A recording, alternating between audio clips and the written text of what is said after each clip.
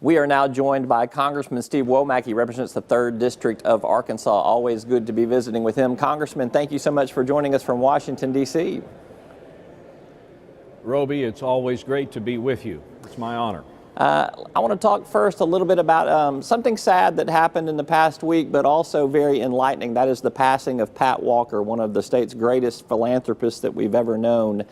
You had the occasion to get to know Pat Walker over the years. She was such a generous human being when you were mayor of Rogers, obviously as congressman. Share your thoughts a little bit about what you think she has meant and her family has meant to the state of Arkansas.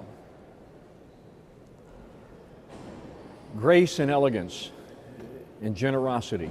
Those are words that come to my mind first when I think of Pat Walker.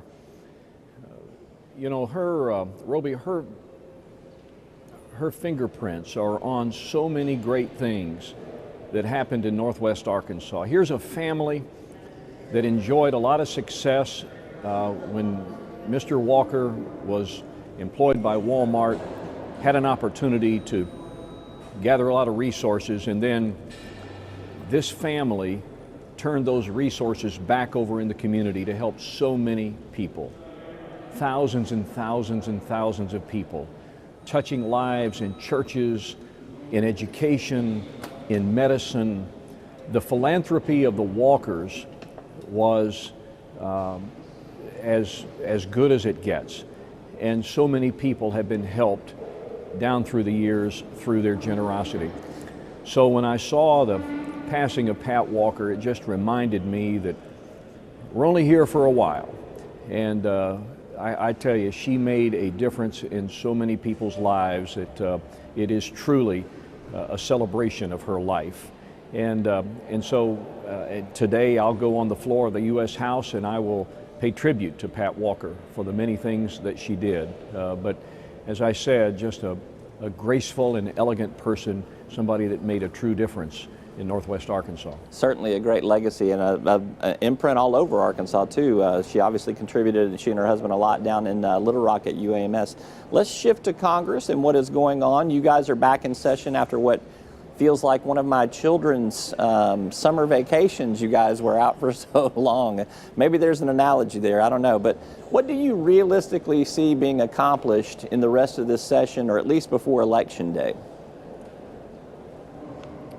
Well, there are two primary things that need to be settled before we break for the month of October and go back to campaign for re-election.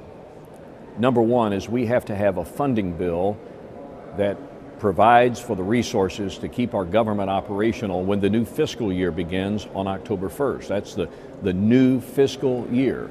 And we, at this point, still do not have a strategy for how we are going to fund government. And that's a sad commentary, Roby. I have to admit that it's one of the fundamental jobs of Congress to provide the funds necessary to have government continue to operate. If you get into shutdowns, a lot of innocent people get hurt. And so the first thing that we have to do is get that funding bill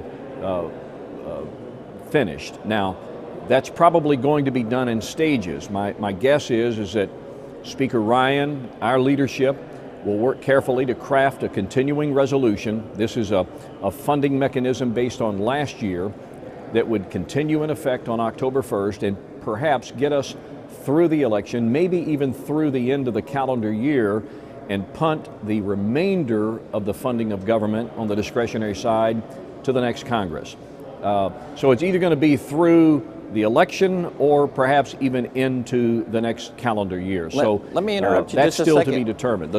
Let me just interrupt you just a second here because I want to follow up on that. What do you think is the obstacle to this funding I guess, stalemate that you have here? Is it the Freedom Caucus, the conservative Republicans who want things to go further and have, publicly said they have problems with Paul Ryan's leadership and want to see a more hawkish type budget there? Or is there something else at play?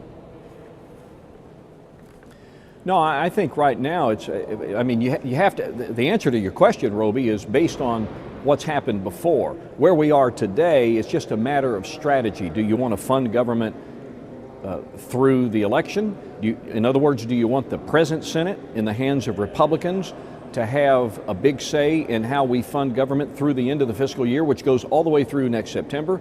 Or do you want a strategy that kicks it all into the next calendar year, which gives it to the next Congress to fund? So that's pretty much the holdup right now. Now, up to this point, it's been a matter of about $30 billion. Do you add $30 billion of non-defense discretionary spending, which the president wanted, which was part of the budget agreement that we reached? I mean, those are the kinds of things that we're trying to work out. So right now, it's a matter of how long should that CR go, and what should be in it. I am not a fan of continuing resolutions, because continuing resolutions is a very lazy man's way to execute the resourcing of our government. It's based on last year's spending.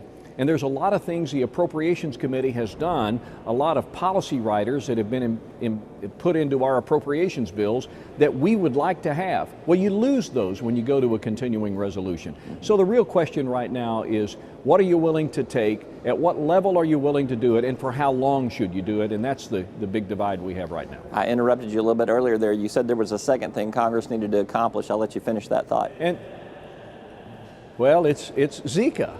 I mean, we've got a major humanitarian crisis going on, not just around the world, but clearly in our southern United States. And the fact that the House has taken action, and we've got a compromise piece in the Senate, but we've got a filibuster going on in the Senate, and I think they tried to invoke cloture on that issue this week and failed to do it. Maybe it was yesterday.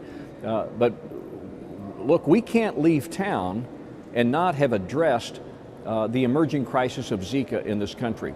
So when I came back to Washington for the remainder of this particular session of Congress before the elections, I knew that we need to fund government, we need to provide some kind of package for the Zika program, but I'll have to defer to the Senate Democrats to explain just where Zika is going right now. We got a $1.1 billion bill over there right now that is tied up with a Senate rule. So those are the two things that I think have to be done. Now, there will be some more things that will bubble up here in the next couple of weeks, but those are the two primary things that need to happen before this Congress breaks for the election. All right, Congressman, we're going to take a quick commercial break. I'm going to come back and talk foreign policy with you. There was a great forum this past week with our two presidential candidates. I want to get your thoughts on that.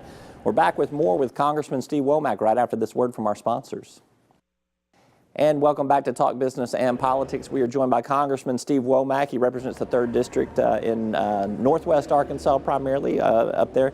Congressman, let's talk about some foreign policy issues. We have a presidential campaign going on, in case you were unaware of that. I think it's been all over the place. There was a forum this past week where a lot of foreign policy questions, military questions were asked of Donald Trump and Hillary Clinton. I guess I'll just kind of start off with, who would be a better commander-in-chief in your estimation? Well, I don't think there's any question what the better commander-in-chief will be Donald Trump. I mean, if you look at the last 8 years, and to be respectful for Mrs. Clinton, if you look at the last 8 years, our country, the world has gotten much less secure. And if you go back to cases like what was going on in 2011, when we pulled all of our troops, based on a very populist kind of idea, pulled all of our troops out of Iraq, created a vacuum, if you will, so that an upstart like an ISIS could get a toehold and then develop into the menace that it is today. These are the kinds of policies that I think you can look forward to if Mrs. Clinton is elected President of the United States. A commander-in-chief has a tremendous amount of responsibility in helping craft the strategies that our country is going to pursue around the world to make the world more safe. And I think Donald Trump is one of those guys. As he's already said, he's going to empower those generals. He's going to listen to the people who have the experience and the ability to command at those levels and develop the kinds of plans and responses that will be necessary.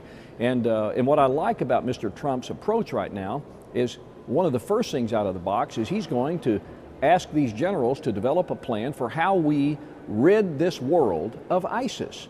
And to this stage, I think we've been more in kind of had an appeasement sort of mentality, a containment sort of mentality. There are some things that happen in this world that you just can't contain or try to appease.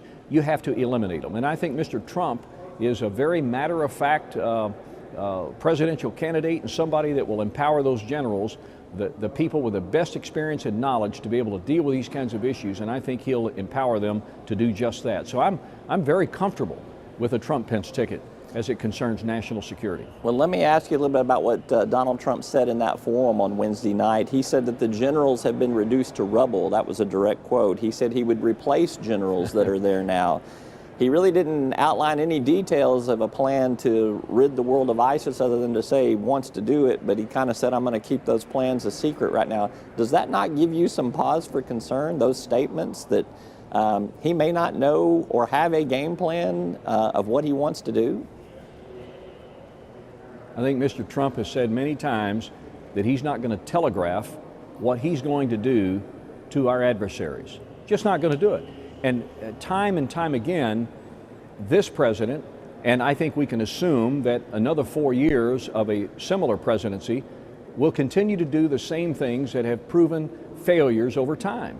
And that is telling our adversaries exactly what we're going to do. And Mr. Trump doesn't operate that way. And I think what he wants is he wants leadership at the military level that's going to formulate the plans, keep them close hold, execute those plans, and not give our adversaries, and particularly in this case, people like ISIS, organizations like ISIS, that are a menace to the entire world. He's not going to give them an opportunity to react on the front end to what this country is going to do. He has said he will remove this scourge from the earth, and I believe he should be given that opportunity. All right, he's Congressman Steve Womack. As always, we appreciate you being with us, Congressman. Thank you so much. Roby, it's always great to be with you. Thank you so much. All right. We'll be back with more after this word from our sponsors, including Chris Cillizza from the Washington Post. I'm Roby Brock. This is Talk Business and Politics. We're back after this.